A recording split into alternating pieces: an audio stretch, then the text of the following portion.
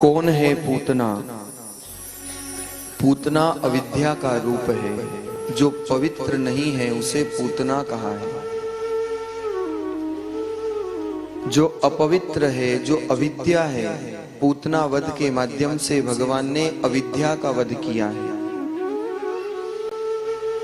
सूत जी महाराज वर्णन करते हैं, पूतना जब प्रवेश करती है गोकुल में, सुंदर रूप पूतना ने बनाया है। थी तो राक्षसी, लेकिन अपना रूप बदल करके आई ताकि कोई इसके कार्य में अवरोधक न बने, कोई इसे रोके नहीं, टोके नहीं। और पूतना सीधे बाबा नंद के आंगन में प्रवेश कर जाती है। बाबा नंद के आंगन में बधाई देने वालों का तांता लगा हुआ है। किसी ने ये तक नहीं पूछा कि तुम कहां से हो, कौन हो, क्योंकि बाबा नंद के अनेक अनेक रिश्तेदार दिन रात आना जाना वहां लगा हुआ है लोगों का, इसलिए कोई किसी से कुछ नहीं पूछ रहा। पूतना ने भगवान श्री कृष्ण के प्रकोष्ठ में प्रवेश किया। कौन है ये पूतना? पूर्व जन्म की बलि राजा की कन्या रत्नमाला। कल आप लोगों ने वामन चरित्र श्रवण किया। वामन भगवान जब बलि राजा के यहाँ याचना करने के लिए आते हैं, तो ये बलि राजा की कन्या रत्नमाला वामन के रूप को देख करके आकृष्ट हो जाती है, आनंदित हो जाती है। और बलि की कन्या ने जब वामन भगवान का रूप देखा तो मन में विचार किया कि कितना सुंदर बालक है, कितना सुशील बालक है, काश ऐसे बालक को मैं दुग्धपान कराती, मुझे कितना आनंद प्राप्त होता। लेकिन जब देखा कि ये कोई वामन नहीं, ये तो विराट के भी विराट है, इन्होंने मेरे पिता को ठग लिया, इन्होंने मेरे पिता के साथ धोखा किया, तो यही रत्नमाला कहती है, मन में विचार करती है कि ये तो दुग्ध पान कराने नहीं, ये तो जहर पान कराने योग्य है, इन्हें तो मेरा बस चले में जहर पिला दूं। और भगवान की यही तो लीला है, जिस भावना से जो याद करता है, जो चाहता है, भगवान उसे वो प्रदान कर देते हैं। जब दुग्ध पिलाने का भाव मन में आया तो भी भगवान तथास्तु कहते हैं, और जब जहर पिलाने का भाव मन में आया तो भी भगवान तथास्तु कह करके और रत्नमाला के इस संकल्प को पूर्ण करते हैं। वही रत्नमाला पूतना बन करके आई है। दुग्धपान कराने के माध्यम से भगवान को जहर पिलाकर मारना चाहती है। लेकिन जब पूतना ने कन्हैया जहां विश्राम कर रहे थे, उस प्रकोष्ठ में जब प्रवेश किया,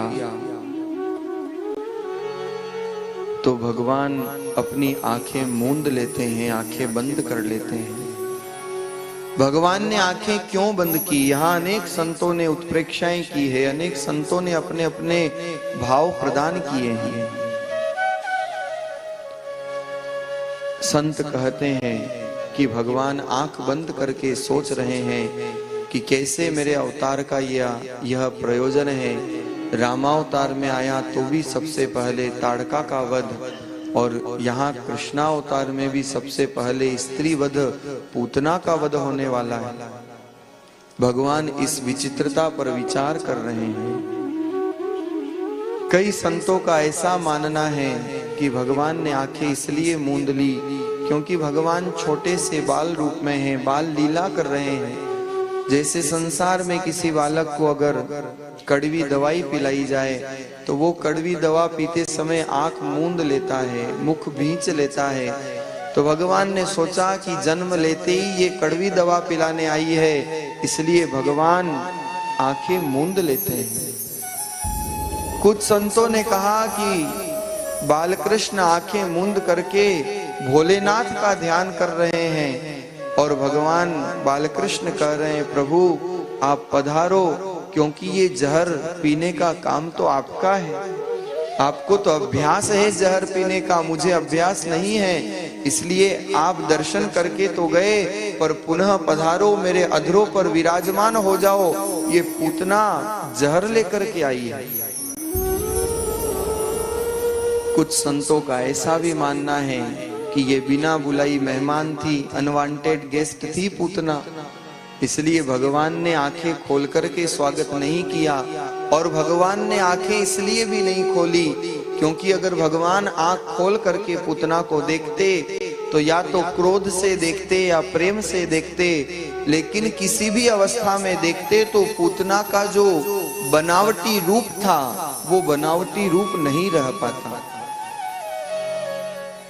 उसकी वास्तविकता सबके सामने आ जाती। इसलिए भगवान पूतना को देखते नहीं हैं, आंखें मूंद लेते हैं। भगवान की दोनों आंखें सूर्य और चंद्रमा का प्रतीक है। भगवान इन्हें कष्ट नहीं देना चाहते। पलकों पर महाराज निमि निवास करते हैं, इसलिए भी भगवान आंखें नहीं खोलते। अनेक अनेक संतों ने अनेक अनेक प्रकार की उत्प्रेक्षाएं की। पूतना बालकृष्ण को अपनी गोद में लेती है और जैसे ही गोद में लेकर के दुग्धपान कराने लगी, आज कन्हैया पूतना को कस करके पकड़ लेते हैं। पूतना छटपटाने लगती है, मुंचताम मुंचताम, अरे मुझे छोड़ छोड़ छोड़।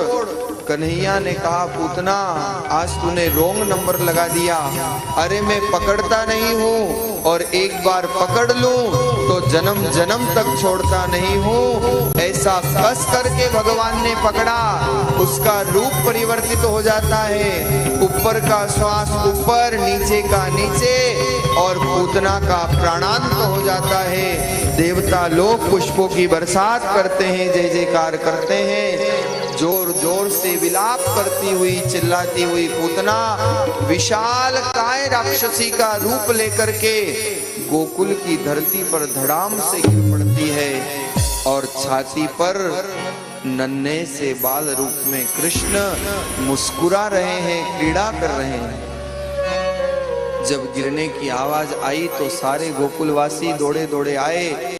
माँ यशोदा ने देखा कि क्या गिरा है, इतनी जोर से क्या आवाज आई है, और आकर के देखा तो विशाल काय राक्षसी और उसके ऊपर छाती पर लाला बैठा हुआ मुस्कुरा रहा है। माँ यशोदा कन्हैया को उठाकर अपने कलेजे से लगा लेती है। माँ ने विचार किया है तो अच्छा हुआ कि ये राक्षसी मेरे कन्हैया के ऊपर नहीं गिरी, अगर आज ये मेरे कन्हैया के ऊपर गिरती तो आज तो क्या होता, मेरा कन्हैया मेरे से हमेशा हमेशा के लिए दूर हो जाता। माँ यशोदा कन्हैया के खूब लाड़ लड़ाती है, पर माँ को क्या पता कि ये तो कन्हैया की लीला है। ये लाला ऐसा है कि इसका राक्षसों से पाला पड़ता ही रहने वाला है।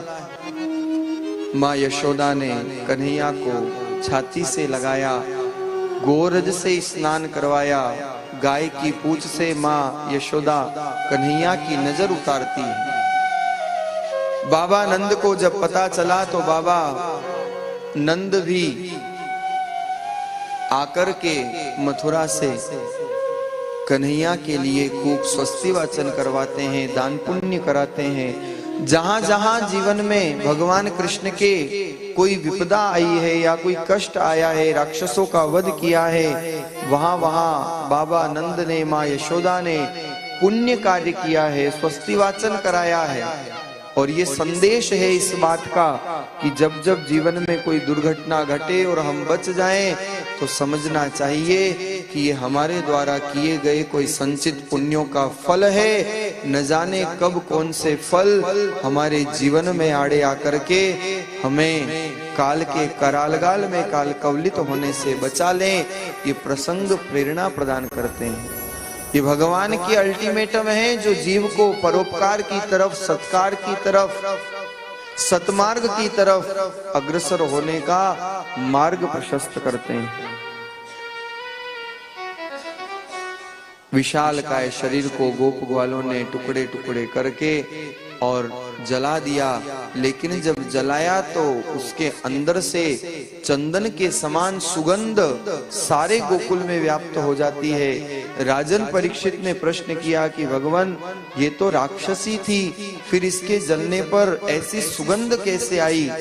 सुखदेव जी महाराज कहते हैं कि भगवान का स्पर्श हुआ था, इसलिए पूतना की राक्षसी वृत्ति समाप्त हो गई और अंतिम समय में भगवान का स्पर्श पाने से ये पवित्र हो जाती है। भगवान भी धन्य है, क्योंकि ये पूतना दुग्धपान कराने आई थी। जो गति भगवान माँ को प्रदान करते हैं, वही सदगति भगवान पूतना को भी प्रदान करते हैं। अपने गोलोक में भगवान ने निवास दिया।